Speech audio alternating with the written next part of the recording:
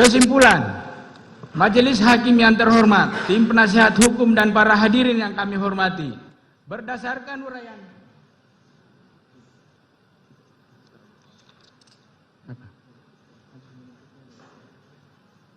berdasarkan uraian di atas, perbuatan terdakwa Ferdy Sambo SH, MH, SH, SIK, MH bersama-sama saksi Richard Eliezer Pudian Lumiu, saudari Putri Chandrawati, saksi Riki Rizal Wibowo, saksi Kuat Ma'ruf, masing-masing dituntut dalam perkara terpisah telah memenuhi unsur tindak pidana yang didakwakan sebagaimana surat dakwaan yang bersifat kombinasi, yakni dakwaan ke-1 primair melanggar pasal 340 KUHP junto pasal 55 ayat 1 ke 1 KUHP dengan perbuatan terdakwa Ferdy Sambo bersama-sama dengan saksi Hendra Kurniawan,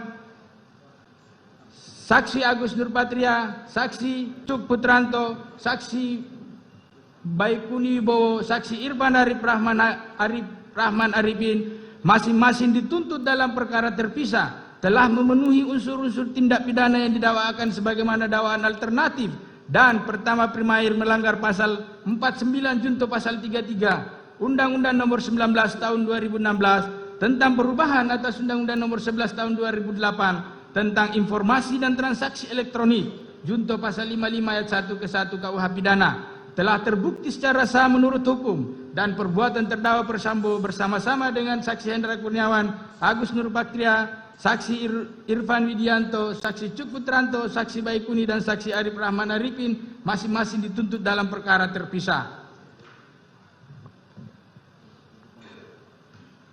Bahwa selama dalam persidangan pada diri terdakwa Ferdy Sambo tidak ditemukan adanya alasan pembenar maupun alasan pemaaf yang dapat menghapus sifat melawan hukum serta kesalahan terdakwa Ferdy Sambo sehingga terdakwa Ferdy Sambo dapat dimintai pertanggungjawaban pidana. Bahwa berdasarkan ketentuan pasal 340, pasal 49 junto pasal 55, maka terdakwa Ferdy Sambo SH telah melakukan pembunuhan berencana secara bersama-sama dan tanpa hak atau melawan hukum melakukan tindakan yang berakibat terganggunya sistem elektronik menjadi tidak bekerja sebagaimana mestinya, sebagaimana diatur dalam pasal 49 junto pasal 33 junto pasal 55. Bahwa oleh karena terdakwa Ferdy Sambo dapat dimintai pertanggungjawaban pidana dan dijatuhi pidana serta terdakwa Ferdy Sambo sebelumnya tidak ada mengajukan permohonan pembayaran biaya perkara, maka berdasarkan pasal 22 KUHP kepada terdakwa Ferdy Sambo dibebankan pula biaya perkara. Bahwa terdakwa Ferdy Sambo tersebut dalam keadaan sehat jasmani maupun rohani serta tidak diketemukan adanya alasan pembenar dan pemaaf yang membebaskan dari segala tuntutan hukum atas perbuatannya sebagaimana pasal 44 sampai 51 KUHP, maka terhadap terdakwa Ferdy Sambo SH haruslah dijatuhi pidana yang setimpal dengan perbuatannya.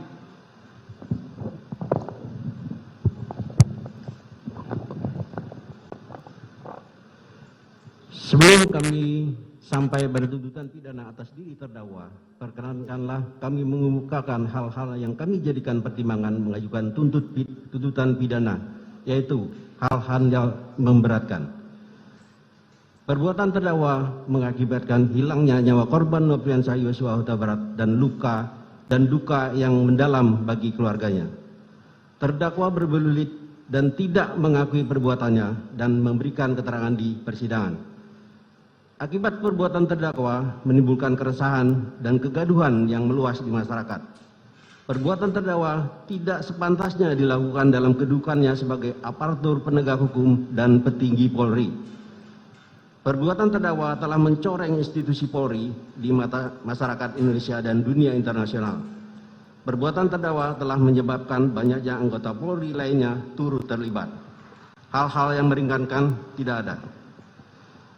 Berdasarkan uraian dimaksud, kami penuntut umum dalam perkara terdakwa Ferdy Sambo dengan memperhatikan ketentuan undang-undang yang bersangkutan menuntut mohon agar Majelis Hakim Pengadilan Negeri Jakarta Selatan yang memeriksa dan mengadili perkara atas nama terdakwa Ferdy Sambo memutuskan: 1. menyatakan terdakwa Ferdi Sambo telah terbukti secara sah dan meyakinkan bersalah melakukan tindak pidana pembunuhan berencana secara bersama-sama, melanggar pasal 340 KUHP, Junto pasal 55 ayat 1 ke 1 KUHP, dan menyatakan telah terbukti secara sah dan meyakinkan melakukan tindak pidana tanpa hak atau melawan hukum, melakukan tindakan yang berakibat terganggunya sistem elektronik menjadi tidak bekerja secara bersama-sama sebagaimana mestinya, melanggar pasal 49 Junto pasal 33 Undang-Undang